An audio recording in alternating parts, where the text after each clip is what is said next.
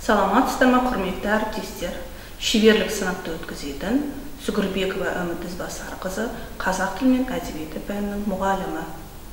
Шеберлік сыныптың тақырыбы Біржан Сал қазақ ән жырының шамшырағы. Сабақтың мақсаты ақын шығармаларының идеялық тақырыптық мәнін ашу, шығармашылық ізденіске үйрету, ой өрістердің танымдарын кеңейту, тіл байлықтарын жетілдіру, ұлттық ән өнеріне қызығушылықтарын арттыру.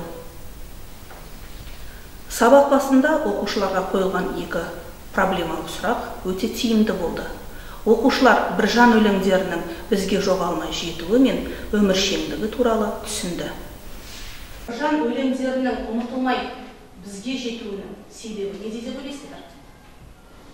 Сүйіп тыңдады. Ең бірінші ол халықтың арасында жүргеннен кейін әндері барлық ауыздан ауызға тарады, және де музыканың құдіретінде, яғни нота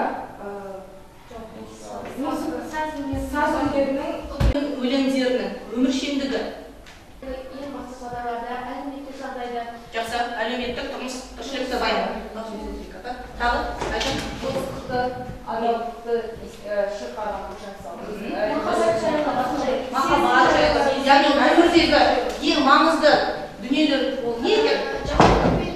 Жақсылық туралы айтты, дұрыс өлеңдерде. Шыншылдықты жырлады. Әділеттілік пен әділетсіздікті Жырлады. Толық айтамыз. Тағы не істеді? Әлеуметтік теңсіздікті жырлады. Толық жауап береміз. Тағы достық.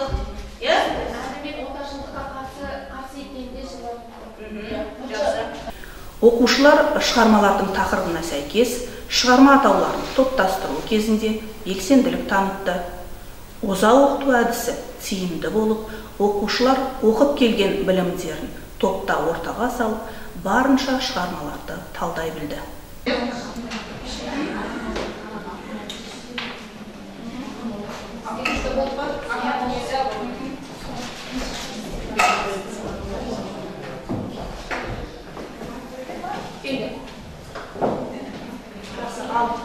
Үйден оқиын өлеңдердің тақырыпқа қатысты. Енді жауабымыз тексереміз. Кел алайын. Кел жауапты. Кел үшінші тоқым еді. Оны кел тексерейін. Жауабын ашай. Дұрыс бар. Қарай қойды. Тексердің. Сарапаба ма? Аяулы қара.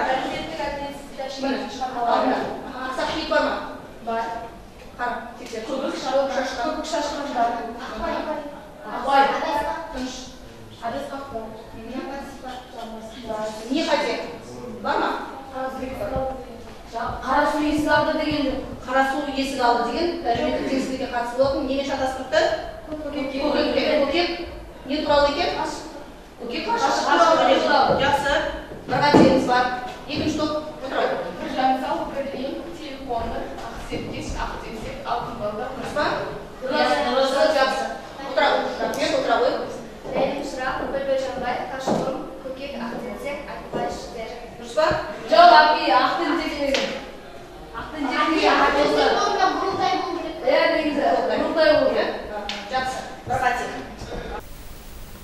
Өзімнің тарапымнан Біржан Сал көркем фильмнен үзінді көрсету арқылы оқушылардың талдауы оңай болды. Фильм мен сабақ бір-бірін толықтырып, ұштасып жатты.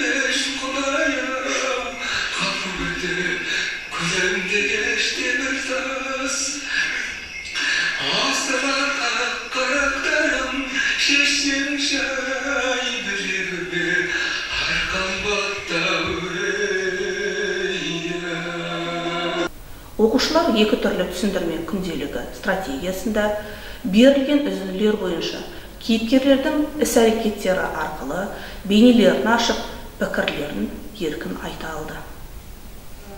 Алдарында екі түрлі түсіндірме күнделік тұр.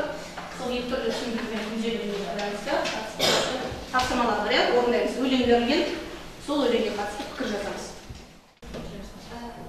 Ғашығым өлеңде біржан сал, айтпайға ғашық болып, жете алмаған сол ғашықтық жолында тыңғалғаны баяндайды. Ғашығым өлеңі біржан салдың лирикаға толы, махаббатқа арналған ерекше өлең. Жақсы.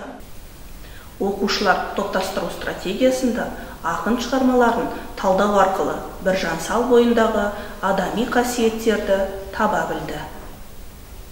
Өте талантты, сезімтал, жақсы. Шыншыл, өте шыншыл, адал. Өлеңдерден көреміз, шыншылдығы. Тіпті анау патшаға да мен мойымай, басылмайын дегеннің өзі біржан сал өлеңінде. Дұрыс, оның өте керемет, әділ, адал екенін. Жанботаға, ел басқарып отырған адамға солай айту Жанботаға, тағы да. Қандай? Әділ. Қарапайым. Өте қарапайым болған. Тағы да. Әсемдікке, сұлулыққа құмар. Тағы да. Батыл. Өте батыл адам. Тағы да. Өмірді сүйді. Өнерді сүйді. Тағы да. Қосатыныңыз бар ма тағы да? Далы екен, е? Айтар ойын ешкіммен қоспай, ешкімге естімей. Батылдық қойы, өте батылдық. Бағалауда оқушылар сабақ туралы пікірлерін, сабақтағы жетістіктерін, кемшіліктерін айтты. Өзін-өзі бағалау жүрді.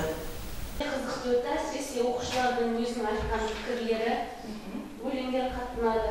Сабақтағы жетістігім, өзінің пікірімді ашық жеткіздім, өлеңдерді жатқа айттым. Біржан сал, иә? Баға? Баға 4 қойылды